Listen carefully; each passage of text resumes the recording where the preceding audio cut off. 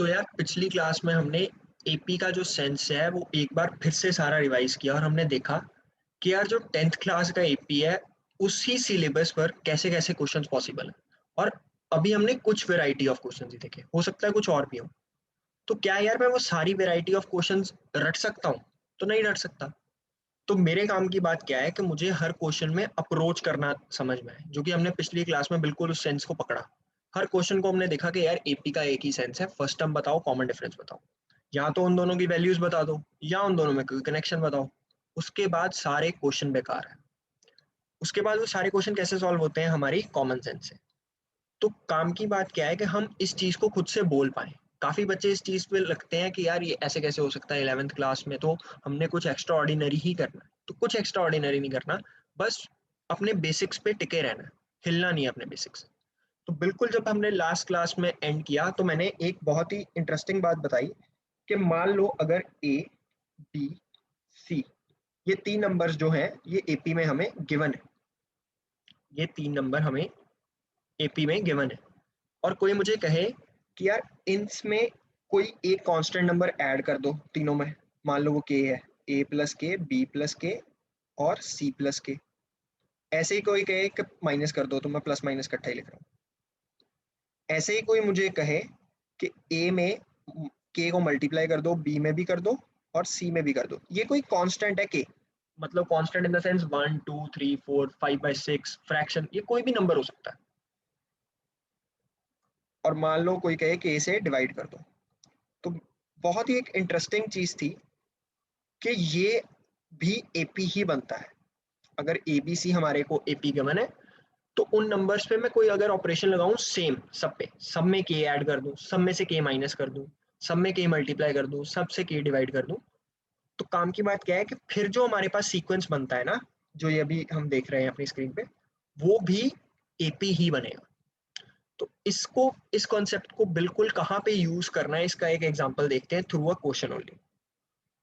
तो मान लो अगर कोई मुझे क्वेश्चन दे देता है, क्वेश्चन है कि A B C are in AP, A B C are in AP, prove that b plus c, c plus a and a plus b are in AP। बहुत ही सिंपल सा क्वेश्चन है कि अगर ए B सी AP में है तो proof कर दो कि बी प्लस सी, ये बी है, बी प्लस सी, सी प्लस ए और ए प्लस बी भी एपी में ही होंगे। तो अब इस क्वेश्चन के अगर अब आप सोल्यूशन देखो तो इसके दो मेथड है। अगर मैंने भूल जाओ कि मैंने अभी कुछ बताया और वही यूज करना है, तो ये क्वेश्चन एक बच्चा ऐसे भी तो अप्रोच कर सकता था। वो कहता कि यार अगर A1, A2, A3 एपी में हो तो इसका मतलब होता है A2 माइनस A1 बराबर होगा A3 माइनस A2 के। तो वो सिंपली करता है C प्लस ए माइनस बी प्लस सी, तो वो करता है C प्लस ए माइनस बी माइनस सी। क्लियर है? वो ब्रैकेट में थे बी प्लस सी, वो माइनस दोनों को मिल गया, तो माइनस सी कट जाता है, ये आ जाता है ए माइनस बी, एक टर्म। फिर वो कहता है कि यार अब A3 माइनस A2 के लिए इन दोनों को माइनस करता हूँ, तो A plus B minus C minus A. Clear है? माइनस से कट गया, B माइनस सी बच गया। तो एक साइड ये बन गई, एक साइड ये बन गई। बट हमें उसने दिया हुआ है ए बी सी एपी में है। इसका मतलब कि B माइनस ए बराबर होगा C माइनस बी के। क्यों? क्योंकि हमें ये गिवन है कि ए बी सी एपी में है। तो हमने क्लियरली देखा कि B माइनस ए बराबर है C माइनस बी के। इसका मतलब इसको माइनस से ही मल्टीप्लाई कर दो तो A माइनस बी भी बराबर होगा B माइनस सी के। इस पूरी इक्वेशन को अगर मैं -1 से मल्टीप्लाई कर दूं, ये B है। तो काम की बात क्या है कि यहाँ से प्रूफ हो गया कि ये भी एपी में है। बट एक सोचो, एक बच्चा बिल्कुल ही अलग अप्रोच पे चल जाता है, क्योंकि हो सकता है इस क्वेश्चन में हमें इतनी ऐसा ना लगे कि यार वैसे भी तो क्वेश्चन हो ही रहा था, बट ये क्वेश्चन की अप्रोच काम आ सकती है इन कॉम्पिटेटिव एग्जाम्स। जैसे हम ओलंपियाड देते हैं अपने स्कूल में, या कल को हम +2 के बाद पेपर देते हैं जेई का, वहां पे ये सेंस बहुत काम आता है। मान लो हमें दिया हुआ था टर्म्स बी प्लस सी, सी प्लस ए और ए प्लस बी। मान लो कोई बच्चा एट रैंडम ये सोचता कि यार अगर मैं हर टर्म में से A plus B plus C minus कर दूं, कि वो subtract A plus B plus C from AP. From AP का मतलब है कि हर टर्म में, एपी की हर टर्म से। तो मैं अगर दिखता है मेरे को बी प्लस सी, यहाँ पे कैंसिल हो जाएगा, माइनस ए बच जाएगा, यहाँ पे माइनस बी बच जाएगा, यहाँ पे माइनस सी बच जाएगा।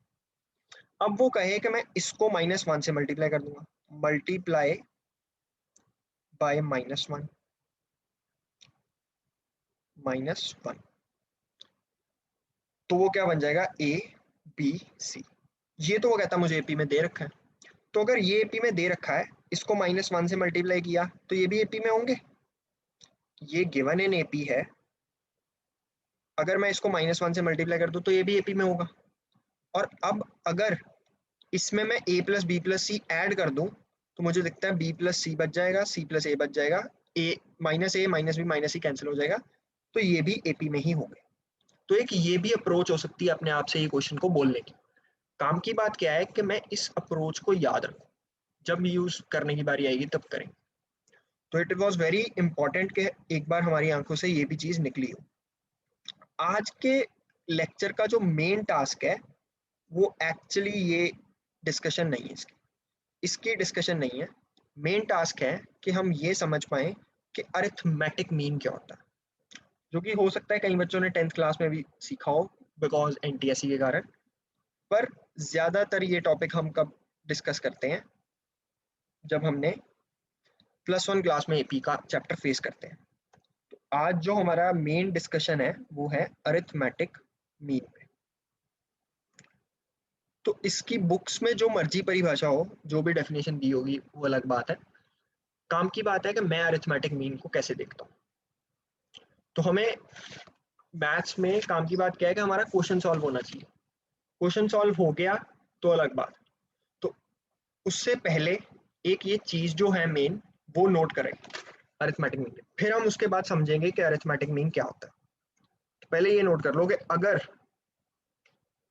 A1 comma capital A1 capital A2 so on capital AN और B, ऐसे एक सीक्वेंस दिया हुआ है और मैं कह दूं कि ये सीक्वेंस एपी में है,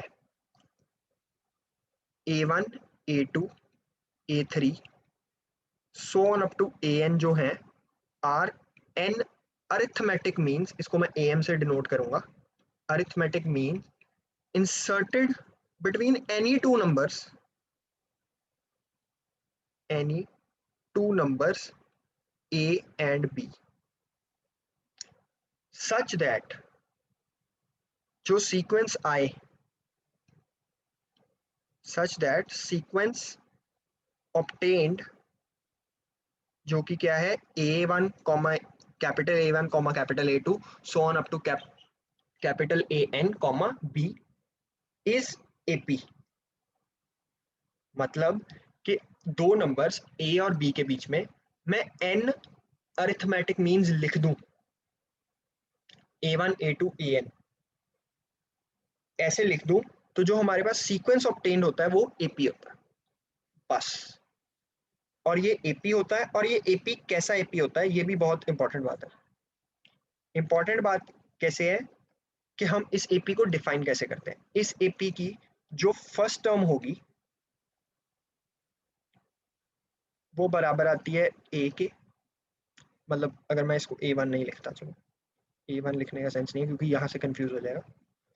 तो ए, इसकी फर्स्ट टर्म ए होगी, जो इसकी लास्ट टर्म होगी वो डिनोट की जाएगी Tn+2। n+2 कैसे बना, ये n है, ये n है, और एक टर्म ये a है, एक टर्म ये b है, इसलिए ये n+2 है। ये भी बिल्कुल लॉजिकल। तो Tn+2 इसमें b होता, n+2 क्या मतलब हो गया, टर्म n+2, n+2th टर्म। और इसमें अगर मैं an का फॉर्मूला लिखूं, मतलब तो an का फॉर्मूला क्या होगा, a प्लस n+1d, यही होगा ना फॉर्मूला, क्योंकि क्या होता है फर्स्ट टर्म प्लस जो भी होता था an का फॉर्मूला, ए एन अगर लिखा हो n, तो हम क्या करते थे n-1d। तो इस केस में n हमारा क्या आ रहा था, n+2, तो वो था n+2 - 1 इंटू डी, जो कि हो जाता a + n+1d जो कि हमारे पास क्या गिवन है, बी। और इससे जो रिलेशन आता है ये बहुत इंपॉर्टेंट है, ये बिल्कुल इसको अपनी कॉपी में ऐसे ही बना लो। जो हमारे पास आता है रिलेशन वो है बी माइनस ए बराबर है n+1 d। और जब मेरे को कोई के डी निकालो तो वो कैसे निकालते हैं, B minus A upon n+1। ये बहुत इंपॉर्टेंट रिलेशन है। तो काम की बात क्या है कि अरिथमेटिक मीन का जो कंप्लीट सेंस है उसको हम अभी समझ पाए।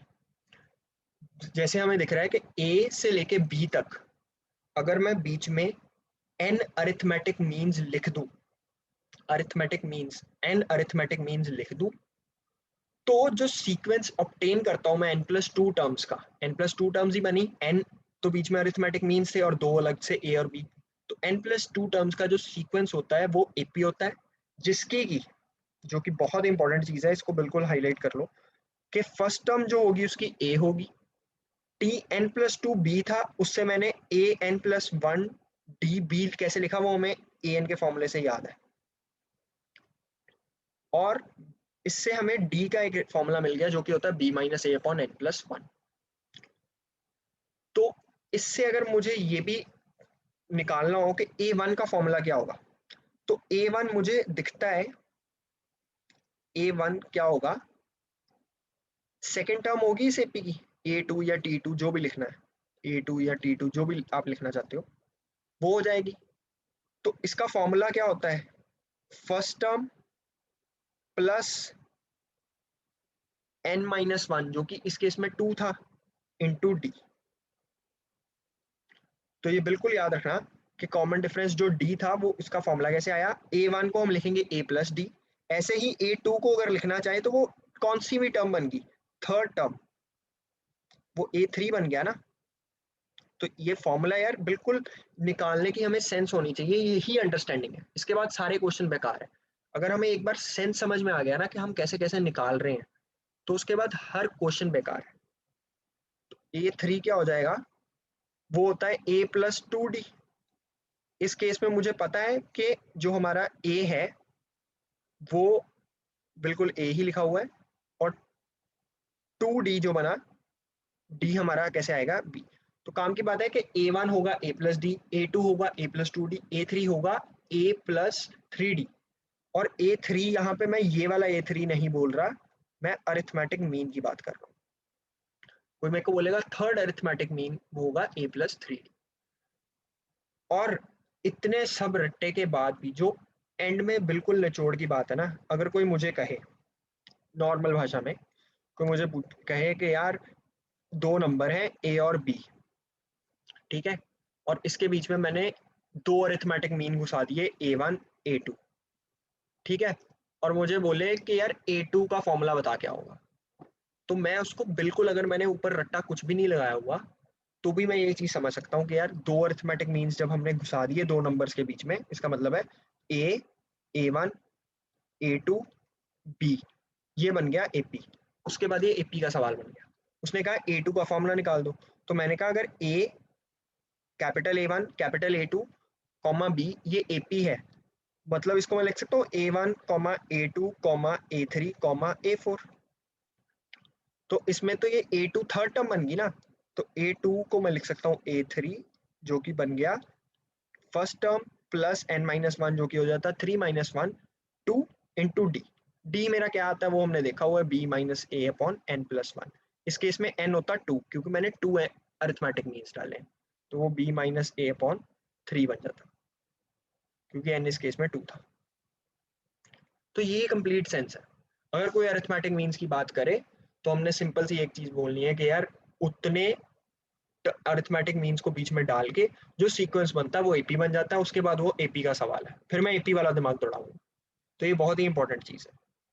अब इस सेंस को बिल्कुल और आगे पकड़ते हैं थ्रू अ क्वेश्चन ओनली।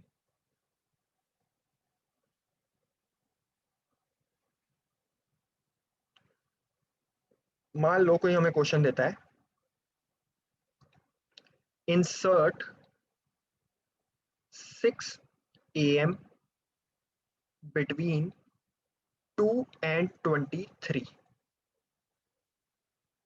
ठीक है, 2 and 23, और write the complete sequence, and then write complete sequence.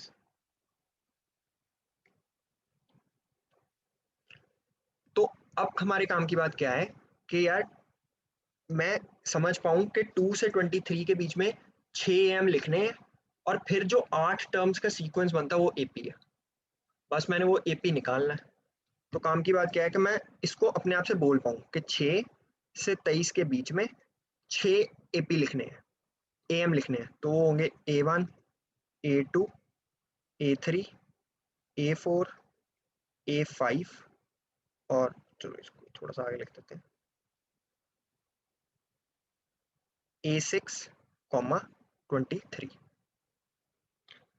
अब ये जो सारा सीक्वेंस बना है, ये मुझे पता है कि ये तो एपी है। इस एपी की फर्स्ट टर्म क्या है 6, लास्ट टर्म जो है वो है 23, और हमें एक जो हमने बहुत ही रिलेशन हमेशा याद रखना वो है ये D, common difference B minus A upon N plus one.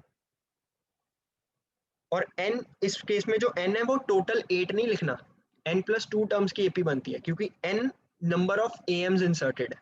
ये बिल्कुल रेड पेन से अपने कॉपी में लिख लो कि जो एन है वो number of A Ms inserted है, ना कि टोटल नंबर ऑफ टर्म्स। इससे बिल्कुल कंफ्यूज मत करना। तो हमें फर्स्ट टर्म पता है, कॉमन डिफरेंस क्या होता है वो हमें पता है, बी माइनस ए। बी ये था 23 और ए था 6, तो 23 minus 6 upon N plus one, N plus one.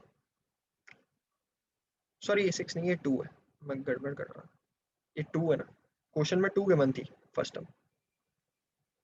तो ये 23 minus 2 upon N plus one, N इस केस में कितना था 6, तो 23।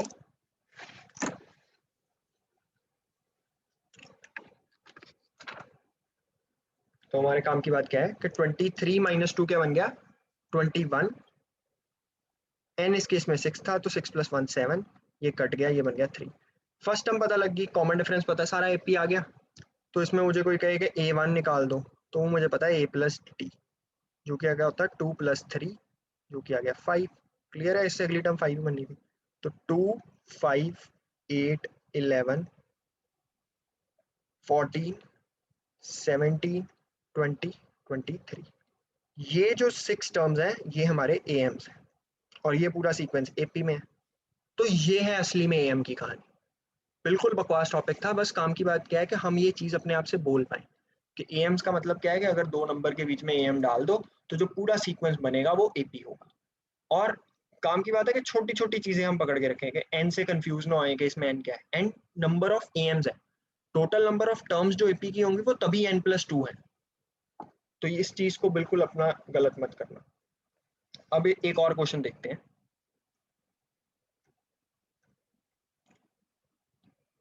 जो नेक्स्ट क्वेश्चन है उसमें भी बिल्कुल यही सेंस यूज होगा, तो वो क्वेश्चन को बिल्कुल अपने आप करने की करना।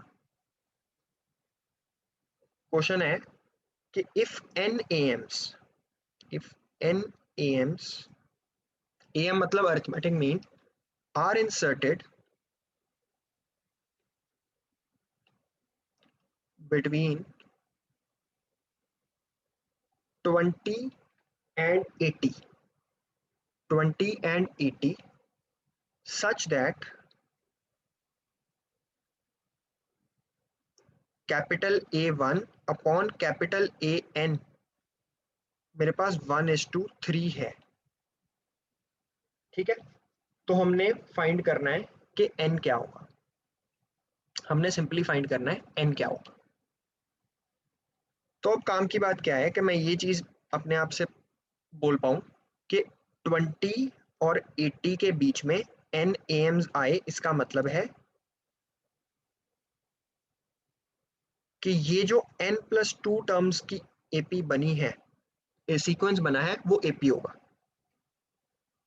वो एपी होगा जिसका कि फर्स्ट टर्म क्या होगी 20, और कॉमन डिफरेंस क्या होगा b minus A 60 upon N plus one, 60 upon N plus one, B minus A upon N plus one.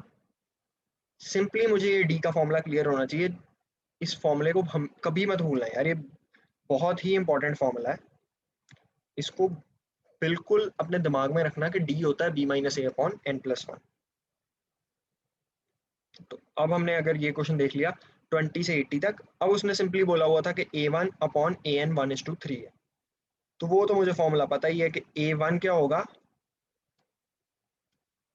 A one upon A N, वो मुझे पता था कि ए वन होगा हमारा ए प्लस डी, ए प्लस डी, और ए एन क्या होगा, ए प्लस एन डी। ये हमारे पास 1:3 गिवन था। इसमें ए की वैल्यू डालते जो कि 20, प्लस डी था 60 अपॉन एन प्लस वन, और नीचे था 20 plus N into 60 upon N plus one, और ये बराबर था 1:3 के। अब इसके बाद सिर्फ कैलकुलेशंस की बात है, कैलकुलेशंस की इसके बाद बात है। तो एक इसके थ्रू ही जो मैं चीज बताना चाहता हूँ वो है कॉम्पोनेंटो एंड डिविडेंडो। हो सकता है कुछ बच्चों ने वो चीज 10th क्लास में देखी हो या 9th क्लास में देखी हो, रेशियो एंड प्रोपोर्शन चैप्टर में काफी टाइम पहले वो सिलेबस में होती थी। तो अब अगर तुम्हारी बारी में नहीं थी तो वो चीज ये है कि मान लो अगर कोई फ्रैक्शन p प्लस क्यू बराबर है किसी और फ्रैक्शन के जो कि है a प्लस बी, तो अगर मैं एक साइड पे फ्रैक्शन पे कोई ऑपरेशन परफॉर्म करूं और दूसरी साइड पे भी सेम करूं, तो वो फ्रैक्शन सेम ही की इक्वालिटी चेंज नहीं होती। मतलब अगर मैं लेफ्ट हैंड साइड पे numerator plus denominator upon numerator minus denominator कर दूं, जैसे कि इस केस में अगर मैं कर दूं numerator plus denominator upon numerator minus denominator, और इस साइड में भी सेम चीज कर दूं कि numerator plus denominator upon numerator minus denominator, तो ये चीज सेम रहती है। अगर उल्टा भी कर दूं कि numerator minus denominator upon numerator plus denominator बराबर, इधर भी सेम चीज करूं numerator minus denominator upon numerator plus denominator, तो भी इक्वालिटी होल्ड करती। तो इन क्वेश्चंस को रादर देन मैं सोचूं कि यार मैं क्रॉस मल्टीप्लाई करूं फिर सॉल्व करूं, हो उससे भी जाएगा बट मेरी कैलकुलेशंस गंदी होती हैं। तो काम की बात क्या है कि मैं यहाँ पे कॉम्पोनेंट और डिविडेंड लगा दूं, मैं इस 20 को उड़ा दूं, मैं 20 माइनस करने की करूं और फिर कोई रिलेशन बनाने की। इसमें से n निकालना टास्क नहीं है, काम की बात थी कि मैं यहाँ तक सवाल को ले आऊँ। उसके बाद कैलकुलेशंस करना तुम्हारा काम है, मैं कैलकुलेशन एंड तक नहीं करूंगा बिकॉज उससे कोई फायदा नहीं है। काम की बात क्या है कि हम एक बार वर्क फ्लो समझ लें, उसके बाद कैलकुलेशन खुद एंड तक सॉल्व करें, ताकि हमें आदत पहुंचे कि क्वेश्चन के बिल्कुल लास्ट तक पहुंचना होता है। हम ये आदत में ना बैठे रहे कि यार आंसर कोई और बता देगा, आंसर के एंड तक तुमने खुद पहुंचना।